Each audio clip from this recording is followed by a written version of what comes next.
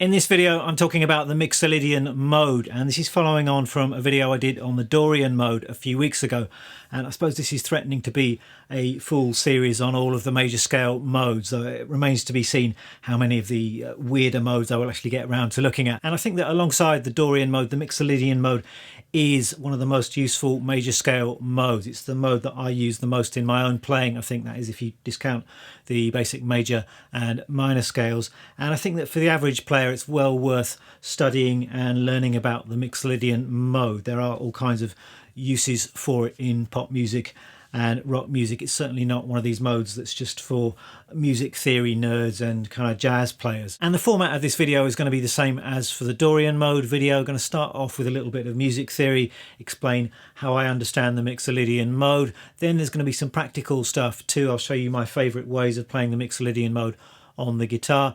And importantly, I want to discuss when you can actually use the Mixolydian mode, so what kind of chords or chord progressions you can use it over. So I'm going to be getting into all of that stuff, but I want to begin by just playing a little bit of music which demonstrates a bit of the mood of the Mixolydian mode. So let's start with that.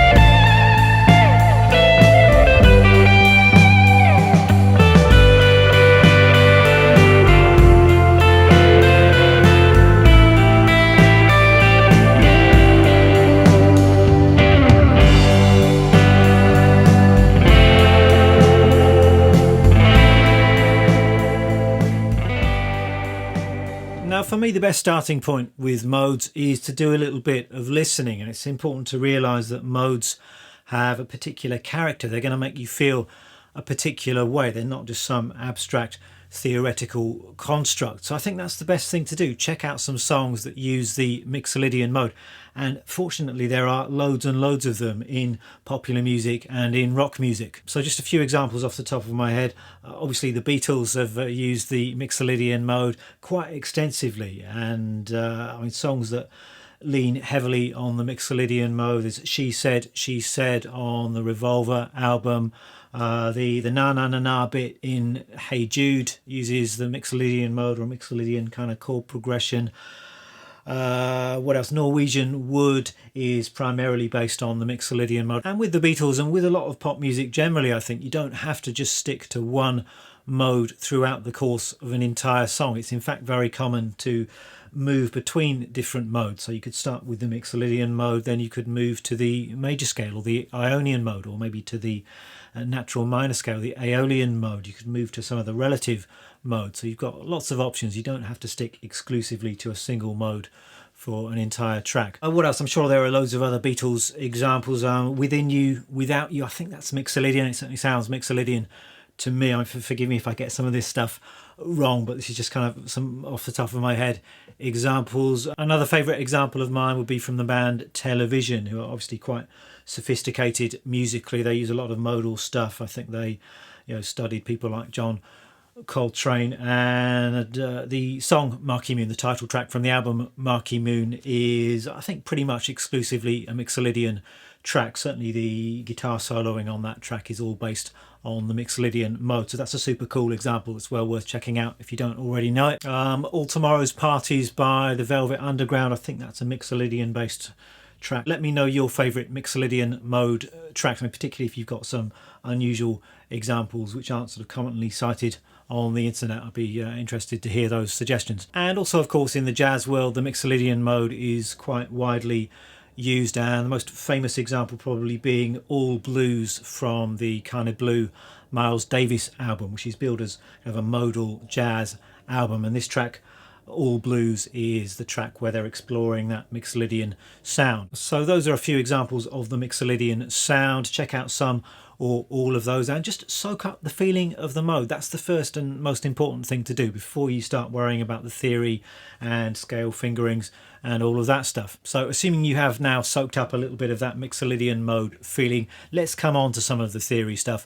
And I'm going to try and keep this as painless as possible. And my preferred way of understanding modes is to realize that they're just another type of scale, just as you've got a major scale and a minor scale. So you've got modal scales. You've got the Mixolydian scale or the Mixolydian mode, and it's just another series of 7 notes, a particular set of intervals and related chords, which is responsible for that Mixolydian mode feeling. And it's important to realize that the Mixolydian mode is just one note different from the major scales. So on the guitar fretboard, let's do this starting from a G root note. I'm going to be talking about G Mixolydian throughout the course of this video. Of course, if you want to play another type of Mixolydian scale, you can transpose just by moving the shapes up or down the fretboard, but going to do this starting from a G root note. And if we begin with just a straight G major scale, we could play that like this. So that's our familiar major scale. It's just 7 notes: G, A, B, C, D, E, F sharp, and then we're back to G again. Now the G Mixolydian mode is just one note different, and that looks like this. And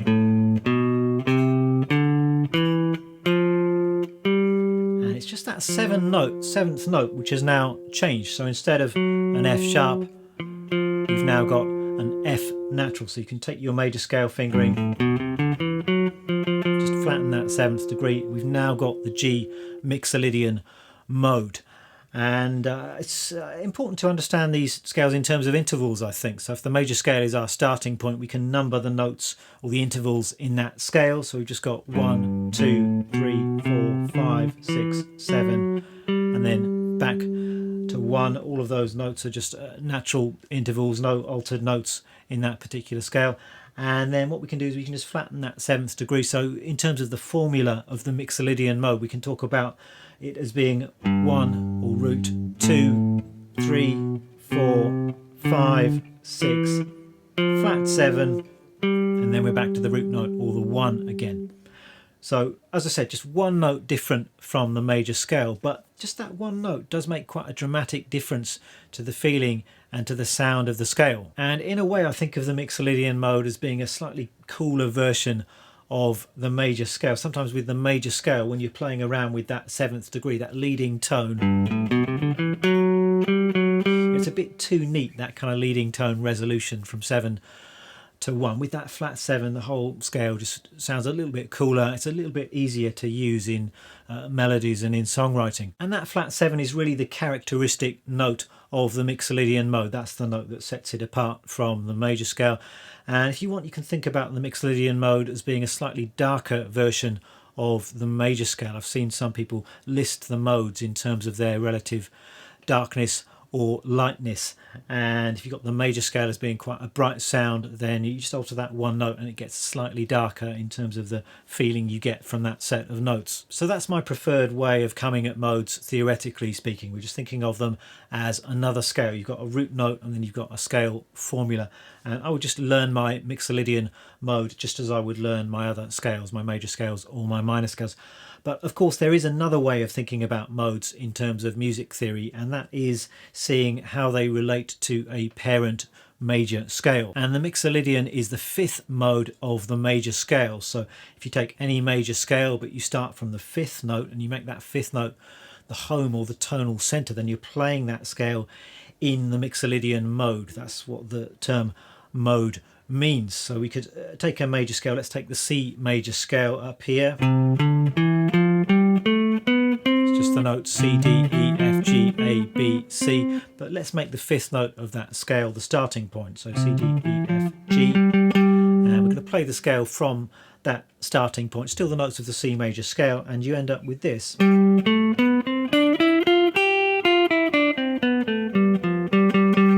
got to be hearing that G note as home. We're now playing in the G Mixolydian mode, so it's the notes of the C major scale, but because we're starting from G and we're hearing all of the intervals as relating to that new tonal center, then it's got a completely different feeling. It's got that Mixolydian mode sound.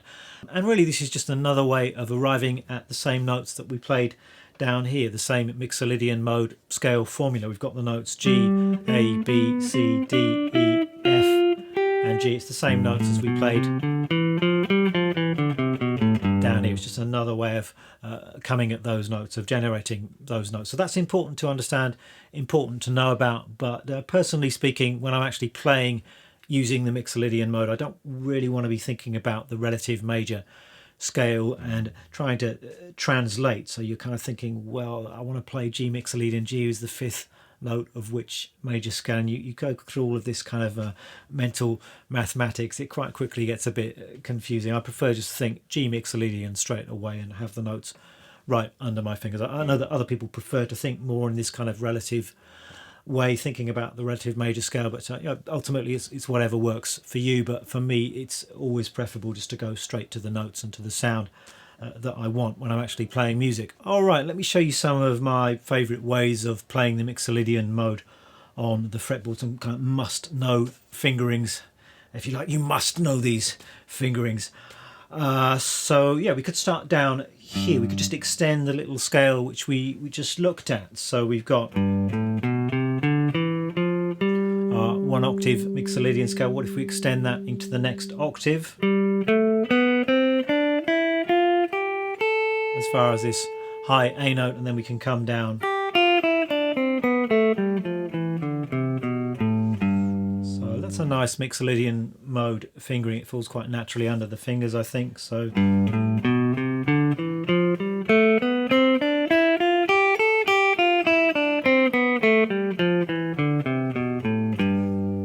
six-string root fingering. If you want to think in terms of the caged system, this is the E form of the G Mixolydian mode. You can see it's got that E form octave shape found within the scale, and if you wanted to relate it to a chord, you could relate it to a G major chord or perhaps a G dominant seventh chord. I'm going to talk a bit more about Mixolydian scale harmony and chords a bit later on in this video, but I do always like to relate scale shapes to underlying chord shapes, and it makes these scales easier to use if you're improvising using these scales, if you can see the underlying chord shapes. So here we've got a G chord, G7 chord, and then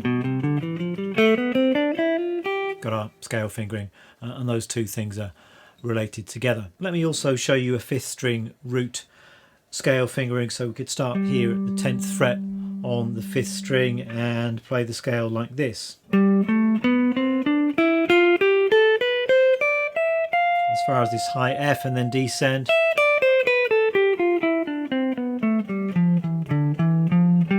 So kind of various ways you could come down the scale. I think you can kind of reach over for the F here, or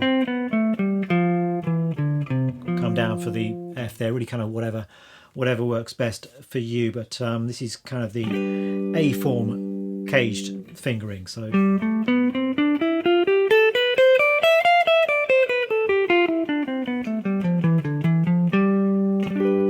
as always, I like to start and end on the root note. So I'm starting and finishing on the G. I ascend to the highest note in the scale pattern, which is this F, and then I'm coming down as far as this low D or perhaps this low C, but then I'm climbing back up, finishing on the G. So I'm hearing that as G Mixolydian. I'm not hearing that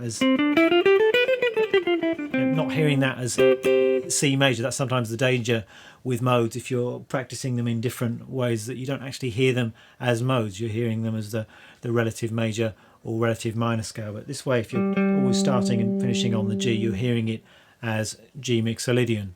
So those are a couple of scale fingerings to get started with. If you are serious about learning the Mixolydian mode, then you can be a bit more thorough with it. You can learn all 5 of the caged scale shapes. You've got 3 more to go. Relate those to underlying chord shapes and just drill those up and down as the Mixolydian mode. I would do that exactly the same as I would learning a major scale or a minor scale. And I think with the Mixolydian mode, it probably is worth being that thorough, just because it's a very widely used, very useful mode. So once you've got 1 or 2 of these scale fingerings together, then the next step is to start making music with these scales. That's the point of these things. after all. And I suggest you start off just doing a bit of noodling about the scale, just sort of soaking up a bit more of that Mixolydian flavour. And it's important with modes to have some kind of backdrop or context to it. So you could just put on a modal backing track. I'm sure there are loads of those elsewhere on YouTube. Or what I like to do is to play along to a drone or perhaps to a loop. So I've got a drone pedal down here. I'm just going to generate a G root note, and that way you're going to hear this scale as the G Mixolydian mode. So I'm just going to set the drone going, then I'm just going to use this fingering down here, noodle about the scale, mix up the order of the notes, try and find some little melodies and ideas. So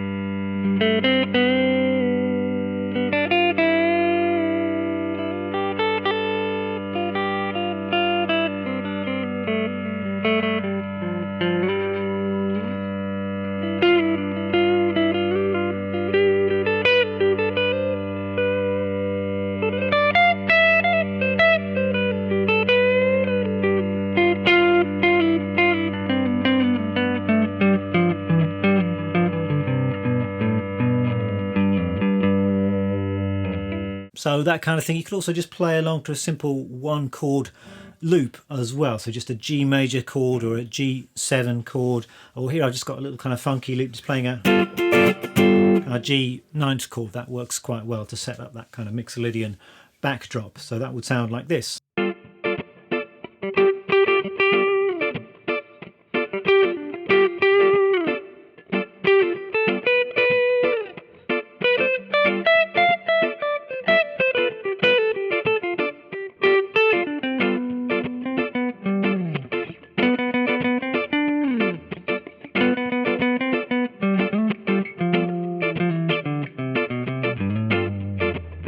So that kind of thing. I'm not doing anything more than just noodling about the scale, trying to find a few melodies and ideas, just getting to know this sound. Let's talk a little bit about Mixolydian mode, chords and harmony, when you can actually use the Mixolydian mode. And this is a really important aspect of modes, which is sometimes neglected, I think. You can't just use modes whenever you feel like it. There's got to be a specific kind of harmonic situation where the Mixolydian mode is going to fit before you can actually use it. And on a basic level, the Mixolydian mode is a major mode, and you can use it over simple major chords. So G Mixolydian, it's going to fit over a G major chord. The reason for that is you've got the notes from the G major chord found within the scale. If you start on the root note and you build the chord by taking every other note or stacking the thirds, you've got a G, a B and a D. That's a G major triad, a G major chord. Therefore that's the, I suppose you could think about it as the home chord of the Mixolydian mode. And you could extend that further, go G, B, D and then an F as well. You've got a G 7th chord, a G dominant 7th chord. You could go up to the 9th, as we just saw it. It works over a 9th chord. So all of those dominant chords are going to work for the Mixolydian mode. So you can start with just a basic major triad, but then a G7, G9, G13. If you're just playing on a static harmony over a one chord kind of vamp, then the Mixolydian mode is going to be an option. Beyond that, there are specific Mixolydian chord patterns or chord progressions which suggest that Mixolydian sound and invite you to use the Mixolydian mode over these chord progressions. And I suppose the simplest sort of two chord pattern would be just going from your home chord, your G, down 2 frets to another major chord. So you've got kind of the one chord and then a flat 7 major chord. You could just go between those two chords. It's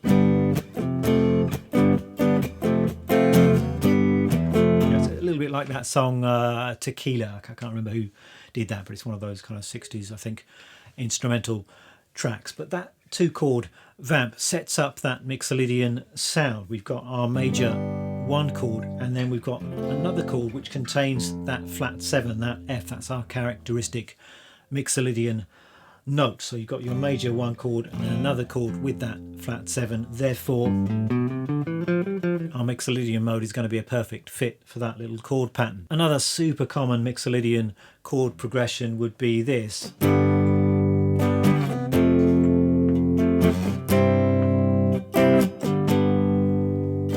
So again, starting with our 1 chord, got our flat 7 major chord, and then we've got a 4 chord as well. So G, F, C, and then back to G. And this is used in so many songs. I think a famous example of this would be Sympathy for the Devil by the Rolling Stones. You know.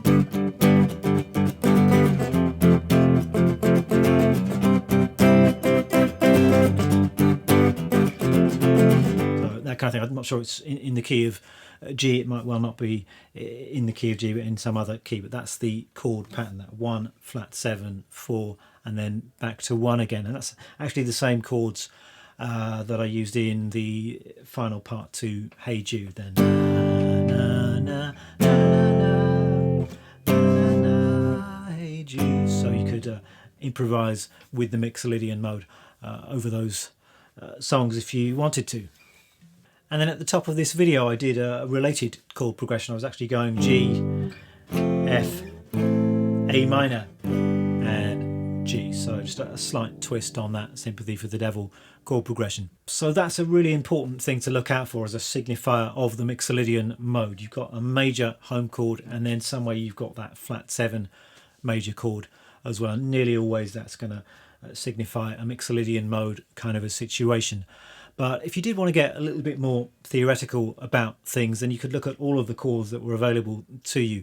And to do that, you need to harmonise the Mixolydian scale. And here I think it is helpful to think in terms of the relative major scale. So the chords that belong to G Mixolydian are the same chords that belong to the key of C major. If you've ever gone through that process of harmonising the C major scale, if you don't know that, it's kind of quite important theoretical knowledge. But you start with C, that's your 1 chord, then you've got D minor, E minor, F, G, A minor, B diminished, and back to C again, using exactly the same chords in G Mixolydian. It's just the G major chord is now the home chord. So as long as you make that G the home chord, then you can play around with the other chords available to you in the key to come up with Mixolydian chord progressions. It's going to be particularly effective if you've got chords that involve that flat 7 as well. So you want to establish G major is home and then have some other chords with that F note in there as well. You can of course extend these chords to 7th chords or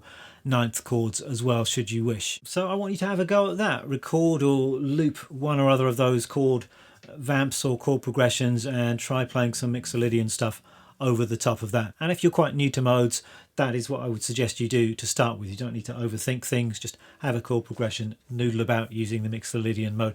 If you are more of an advanced player, someone who's come across modes before, there are of course more advanced approaches you can get with some of this modal stuff. You might like to try exploring pentatonic scales as they relate to modes. You've got 3 minor pentatonic, 3 major pentatonic scales found within each of the modes, so you can play about with those scales, mix and match those scales. And also of course you can improvise using any of the triads or arpeggios found within the mode. So the same chords that I just outlined when I harmonise the C major scale, you can use those triads or 7th arpeggios to improvise in a G Mixolydian kind of context. So that's kind of beyond the scope of the video to discuss this in too much detail, but just one little trick that I quite enjoy using in a Mixolydian situation is to use triad pairs. So you could perhaps take a G major triad and then the flat 7 triad and F major triad, and you can use those triads to generate little melodies for your improvisations.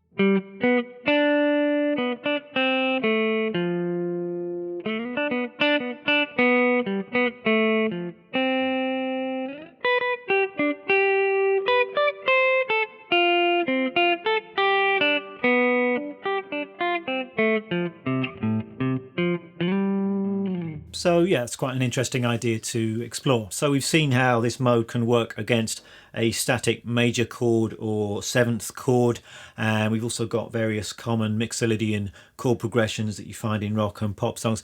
The other important usage of the Mixolydian mode is in a straight up kind of blues context, and we've already talked about how the Mixolydian mode is a perfect fit for a dominant 7th chord or a 9th chord or a 13th chord, and those chords are usually the basis for blues harmony. So for example, if you're playing a 12-bar blues in the key of G, the one chord is going to be G or G7, and over that you can play the G Mixolydian mode.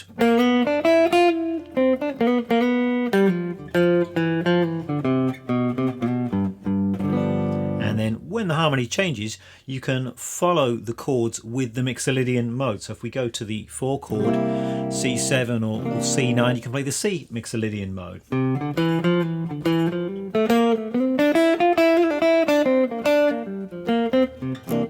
And then back to the 1 chord G Mixolydian.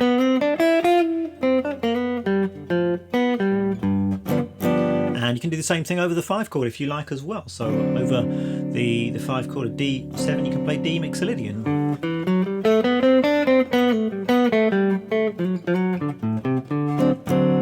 So it works really well in the blues. It gives you a particular type of sound, I suppose, and I don't know if I would solo over a blues exclusively using the Mixolydian mode like that, although that would be a good exercise. But you know, if you want to sort of sound more of a traditional kind of blues sound, that sort of down home blues sound, you probably wouldn't use the Mixolydian mode that much. But if you want a bit more sophistication, then it's a good option. And this is what is happening on the Miles Davis track that I mentioned earlier. I think that is a blues in G. Over the 1 chord it's G Mixolydian, over the 4 chord it's C Mixolydian. I think it does change on the 5 chord, but check that out and you can hear the Mixolydian mode in a blues context. So there we have it. I hope you enjoyed this video. Tab, of course, is going to be up on the Patreon page. I'm going to tab out most of the examples that I've discussed in this video. My backing track that I played over at the start of this video is going to be up there as well, so check those things out should you be interested. And should I do more modes stuff? Should I look at some of the weirder or lesser used modes as well? Let me know if you'd like to see that, and I can make it happen, and I will see you in the next video.